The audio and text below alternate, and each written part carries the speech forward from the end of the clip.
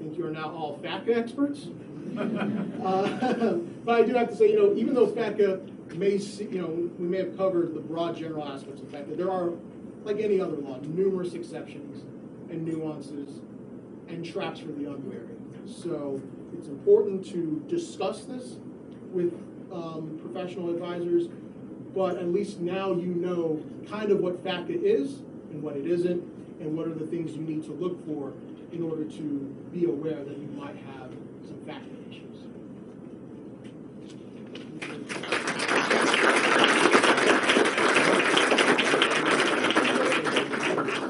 Apenas complementando, dada a quantidade de material, de slides, que implicou essa apresentação, os senhores estarão recebendo eletronicamente todos os slides que substanciam a apresentação do Joseph.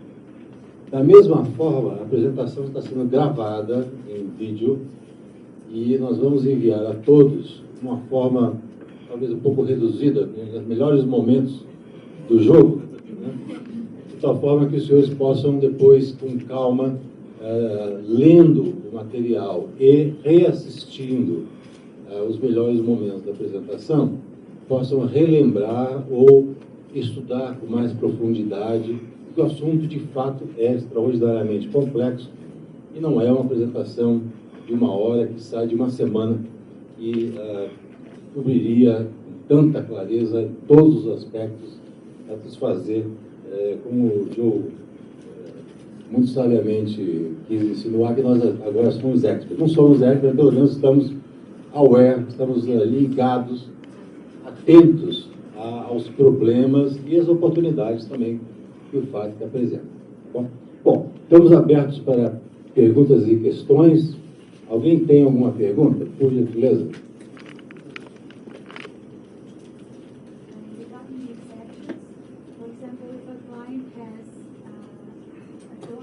Assets to trust. Is the U.S. going to report anything to the IRS and then the IRS to figure out? Because he's not the owner anymore of the assets. The account is in the U.S. and the beneficiaries are not aware of it. Where is the trust located? Is it going to be an offshore trust? It'll be a U.S. trust administered by a U.S. trustee. No, that won't be reported to the IRS. I mean, we'll have normal IRS reporting because it's a U.S. person, and so we'll get a regular 1099 U.S. tax form. But it won't be reported to the Brazilian authorities because it's not a Brazilian entity holding an account in the U.S. It's a U.S. person. What if it's not irrevocable, but it's totally discretionary, with no one from the U.S. as with a lot of powers too, and also not any Brazilians also with powers. Okay, so if non-U.S. people have the power over the trust, it's considered a foreign trust. It will not necessarily be considered a Brazilian entity. I'm not a Brazilian lawyer, so I don't know if how Brazil would consider that, if it's considered a Brazilian entity or not. If it's not considered a Brazilian entity under Brazilian law, it's not going to be reported from the IRS to Brazil.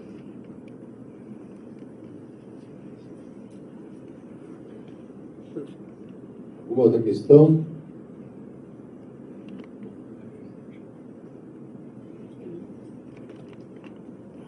Joe, just more or less in the same line on the question. Let's imagine that we have a Brazilian settler with, let's say, beneficiary living in Portugal, and we are treating on foreign trust in terms of the U.S. legislation, and it's an irrevocable trust. And after 2 years, this settler moves to the U.S. and becomes a tax resident in the U.S. So is there any reporting obligation on the settler side or the trustee side or even on the beneficiary side? And let's imagine that at a certain point there is the inclusion of a U.S. person as a beneficiary of the trust. Okay. As it currently stands, no reporting. When the U.S. settler, or when the settler moves to the U.S., it doesn't change anything because it's an irrevocable trust. If it were revocable, the answer would be different. This is irrevocable. Once you have a U.S. beneficiary added, you have to look at the trust documents to see also what kind of powers that beneficiary has. If the beneficiary has certain powers, it's now considered a U.S. trust, and then there's U.S. obligations there. If a U.S. person, if the U.S. beneficiary also has more than a 10% ownership, beneficial ownership interest in the trust, but no other powers, you might have Fatca obligations then, because now you might have a substantial U.S. owner. Now, for the Brazilian IGA, I have to note that there's a difference. In the Brazilian IGA, you only have to report entities if a U.S. person has control, 50% or more than 50%. Other jurisdictions that may not have an IGA still have to do the definition of substantial ownership, meaning 10% or more. So depending on what institutions, where they're located, who's asking for what, that may change the answer. I know it's not very clear, but it's a lot of different, that's the problem with Fatca. Depending on lots of different facts and circumstances, you'll get a different answer, depending on the facts.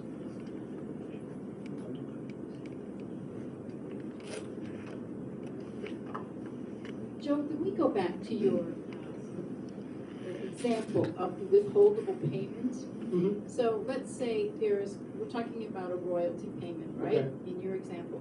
And we have Bank of America as a withholding agent, and we have Barclays Bank as a withholding agent. What information does each one require? I think we're all concerned about, are we just concerned about a GIIN number that is identifiable, or do we have to go and know who the final beneficiary is in each financial institution along the chain of payments, or in the chain of payments? Ultimately, you have to know who is the beneficial owner of that payment. But each bank in this chain? You don't have to know each bank in the chain necessarily. For example, in my situation, let's say, okay, Bank of America, as far as I know, Bank of America is going to only be paying to Barclays, because I think that Barclays is the account or the bank where Ms. Rowling has her account. But let's say instead Barclays forwards that on to Deutsche Bank. But I don't know that. All I know is that ultimately that money is going to Ms. Rowling. As long as I have a form from everybody that I know is going to have it, and the beneficial owner. The key is really the beneficial owner. As long as I know that Ms. Rowling is a foreign person, I get a form from Ms. Rowling, I'm okay as the individual. Now, each bank is going to make sure each bank down the line has theirs, because banks are more concerned on the chain than individuals are. Okay, so assuming the payment is leaving the United States, and so that the U.S. bank that's involved will have to have the appropriate forms for the beneficiary of each payment? Yes. We haven't seen that yet, but it's coming then. Yeah, they're supposed to. Now, there is an exception that if Bank of America is going to transfer the money to Barclays, and Barclays gives its form to Bank of America and says, we've obtained the forms from everyone else down the line, you can, when we've made sure they're all good, Bank of America can rely on that. Oh, okay, so maybe that's what's going on. That may be what's going on. That they're relying on that payee. However, some are taking the more cautious approach and wanting to get everything. It just depends on how much risk one's willing to take. So, I mean, if we want to get money, we better have our forms prepared just in case, right? Yes. If there's anything you learned from this presentation is have forms prepared. Lots of forms prepared. Any other questions?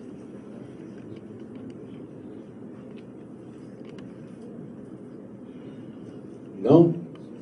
Puxa, foi claríssimo. Bom, muito obrigado, Mary. Muito Muito obrigado, Joe. Muito obrigado a todos vocês pela presença. Como eu falei, no material de vocês tem uma folha, uma lâmina da Dartmouth, da SFN, do escritório Strasburger, com o e-mail de todo mundo que está aqui presente na mesa da frente, para que vocês possam consultar, fazer questões, perguntas, o que for necessário. Como eu afirmei, tanto o Joe como o Mary estarão disponíveis hoje à tarde aqui no nosso escritório, lá do outro lado da rua, na Justacom, para falar individualmente com cada um de vocês que assim o quiser, ou depois via e-mail, via Skype, o que for necessário. Ok?